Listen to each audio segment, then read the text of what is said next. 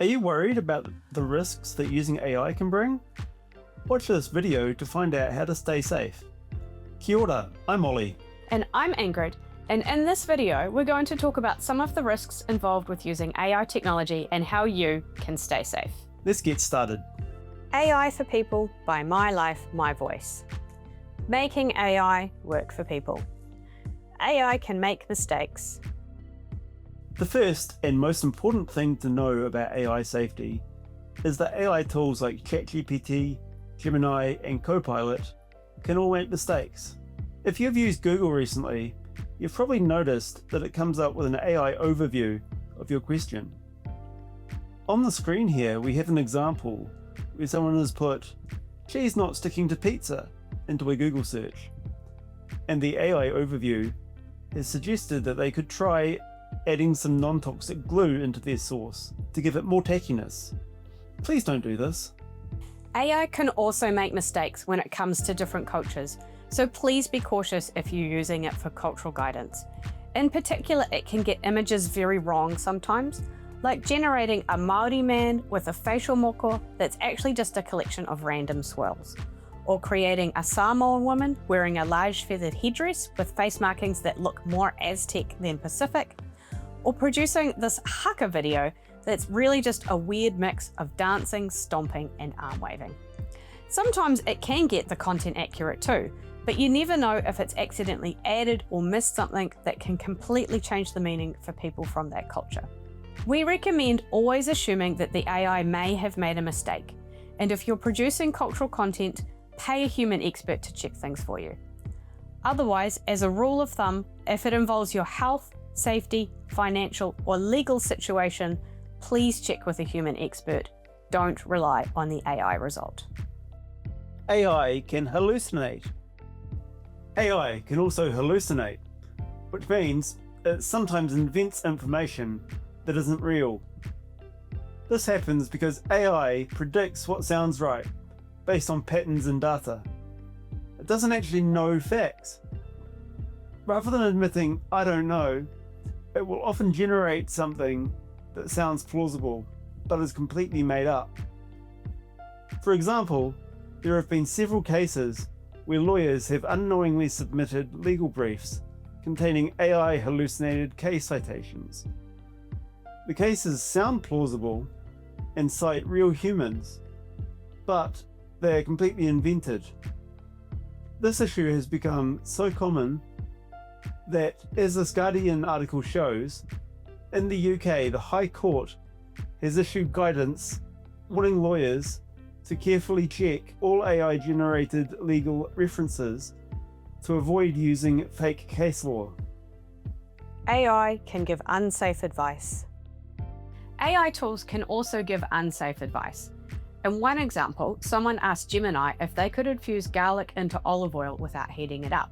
Gemini said, "Yep, absolutely, you can do that," and it gave them instructions on how to do it. So the person went ahead and did this, and then a few days later, they were checking their mason jars and just happened to notice tiny carbonation bubbles rapidly rising in the jars. They weren't sure if that was meant to happen, so they decided to look it up, and they realized that they had accidentally grown botulism, which is one of the most deadliest forms of food poisoning. So please be very careful if you're using it with anything that could impact your health. AI is designed to be agreeable. ChatGPT, Copilot, and Gemini are what's known as large language models, or LLMs. These LLMs are programmed to have a certain level of agreeableness. They're designed to be collaborative and maintain the conversational flow, and to avoid conflict with you, because that disrupts user satisfaction. And sometimes it will do this at the expense of being accurate. Like in this example, here on the screen we have an example of a conversation between a person and ChatGPT. So someone asks ChatGPT, "How much is 2 plus 5? ChatGPT says, 2 plus 5 is equal to 7. The person says, "My wife says that it's 8. ChatGPT, 2 plus 5 is actually equal to 7, not 8. It could be possible that your wife's made a mistake or misunderstood the problem." The person says, "My wife's always right." ChatGPT, "I apologize. I must have made an error. If your wife says that it's 8, then it must be 8. This is an example of how AI can agree with you at the expense of being accurate. The way that you prompt the AI, or ask it questions, can help you prevent this sort of thing from happening. We'll be making another video about best practice for prompting AI.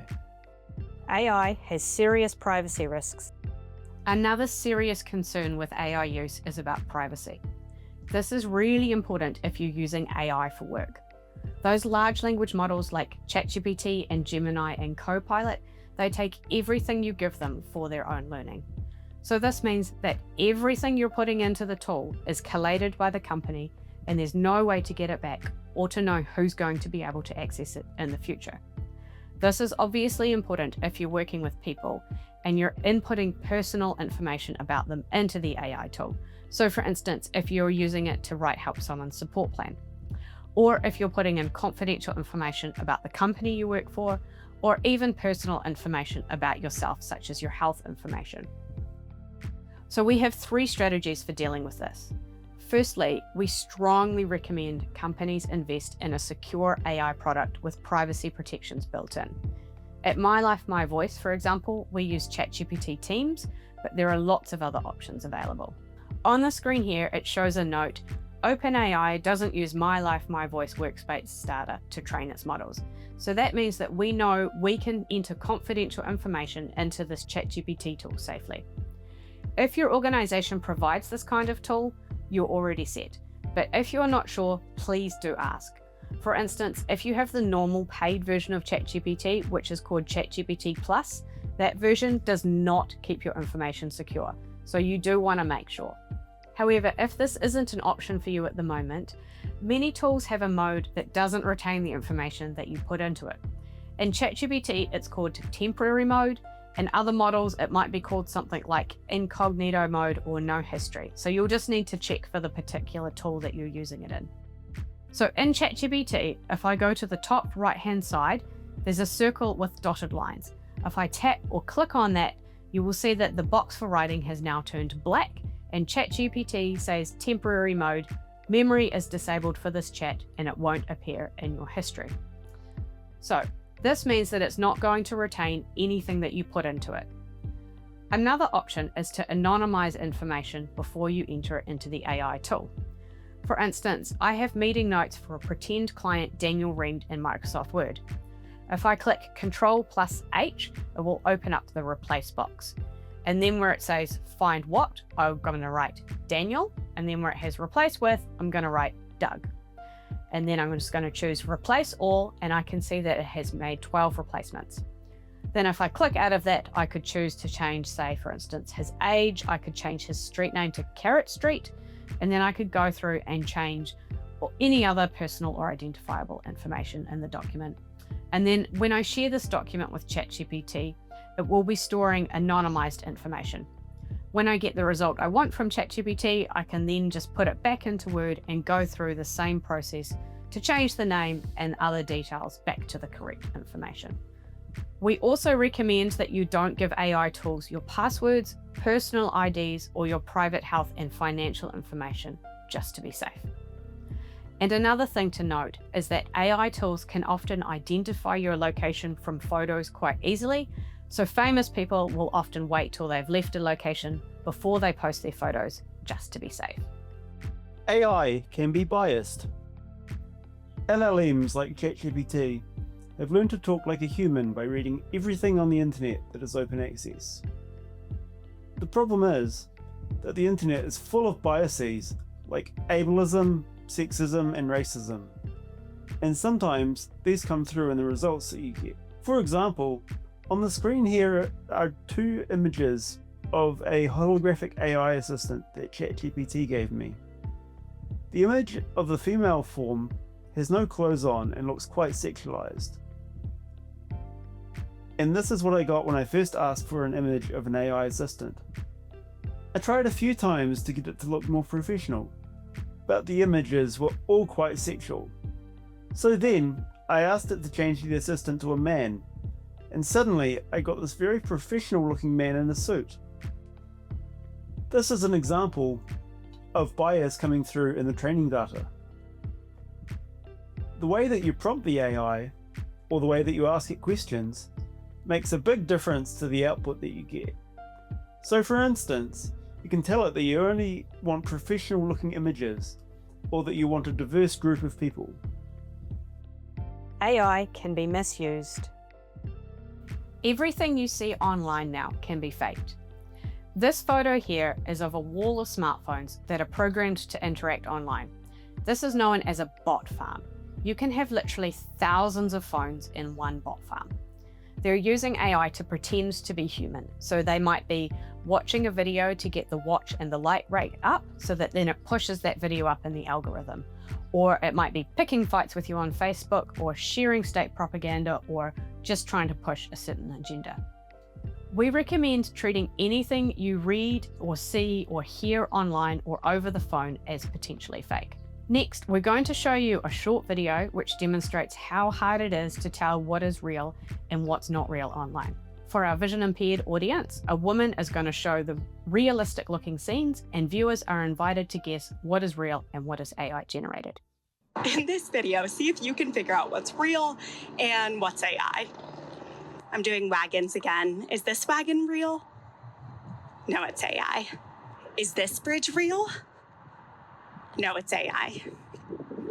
Which one's real, the tree or the wagon? The tree. Are these a bunch of AI chickens at this chicken coop? They are AI chickens, and it's an AI chicken coop, so it would make sense. Is this wagon real? Or is it AI? It's real. This lamppost? It's real. Look, there's an AI dog. What about this wagon? It's real. Is this bridge real? Or is it AI? It's real, but I added an AI stream. We should also talk about scams and deepfakes, because these are becoming a big problem. AI image and video tools are now so good that someone can take a single photo of you, or even just a voice recording, and turn it into something completely different. For example, here's a video I generated of Ingrid from one beach photo. And here's one of me on a boat with a fake whale behind me. Most of the time, people use this tech for harmless or fun things. But unfortunately, some people are creating pornographic images of real people, including children. People have had their faces used without consent, and the results look real enough to cause huge distress. It's easy to think this won't happen to me or my whānau, but AI scams are everywhere now, especially on social media and dating apps. You could get a call from someone that comes up with a real person's caller ID on your phone, and it will sound just like them, and they might tell you that they've been hurt or kidnapped and urgently need money. AI tech can fake caller IDs and people's voices very easily and accurately. We're putting together a separate, more in-depth video for this. For now, the main message is this: everything you see and hear online, and even over the phone, can be faked. On the flip side of this, there's lots of AI technology that's being used to combat these scammers. We can become over-reliant on AI.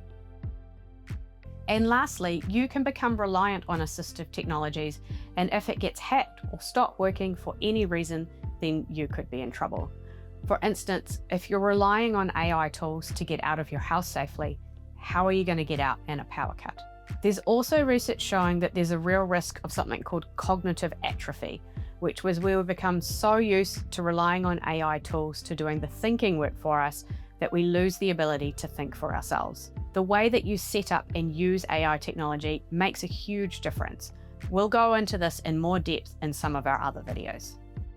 Staying safe with AI. So, how do you stay safe? Mostly, it's about keeping in mind the things that we've talked about in this video. Remember these 3 tips. Always assume that AI may have made a mistake and that you'll need to verify the information. Remember that AI hallucinate information and give you unsafe advice. You can prevent it from being overly agreeable in the way that you prompt it. Tell it you want it to critique you and fact check you, and invite alternative views. We're going to create another video about this. AI is amazing at helping you write emails, reports, support plans, and so much stuff. But because AI makes mistakes and hallucinates, you need to check everything before you use it. Never assume it's got things right. In this example, someone was applying for a job and they got a rejection email that says, "Rejection message, write a warm but generic rejection email that sounds polite yet firm. Do not mention the specific reasons for the rejection," and on it goes. This shows someone using an AI tool to write their rejection letters, but they didn't check their emails before sending them off. If you're going to use AI for work, it's not going to be acceptable to say, "Oh, it's not my fault, the AI made a mistake." It's your responsibility to check it before you use it. Remember not to share anything private or confidential unless you know that you're using a model that doesn't use the information for its model's learning. Don't give it your passwords. Don't tell it your private details or details of someone that you support. If you wouldn't be happy posting the information on social media, don't put it into your AI. Remember that AI is built on biased data, so watch for bias in the results that you get. Remember, everything you see and hear online and over the phone now can be fake. We recommend having a conversation with your family somewhere where there are no listening devices around. So leave your phones and your smartwatches inside and go for a walk. And then you can come up with a safe word together. So that way, if you get a call where someone is urgently asking you for money, you can ask for the safe word and you'll know if it's real. In order to avoid cognitive atrophy, you need to be careful not to become too reliant on AI. Don't forget to practice using your brain for tasks regularly, even when it's a task that AI is good at. We recommend using AI to aid your human decision making rather than to replace it. So this means that you use it to help make decisions for you when that's helpful, but not to make your decisions for you. And finally, if it involves your health, safety, financial, or legal situation, check with a human expert. Don't rely on the AI result. That's the end of our video. AI can do incredible things, but only when we stay informed and use it safely. That way, we make sure that it works for us and not the other way around. At the end of the day, AI is just a tool. Used wisely, it can make our lives easier, fairer, and more connected. The key is to keep using our judgment and to remember that AI should be working for people, not the other way around. Keep an eye out for our next videos. We'll be sharing more tips on how to make AI work for you.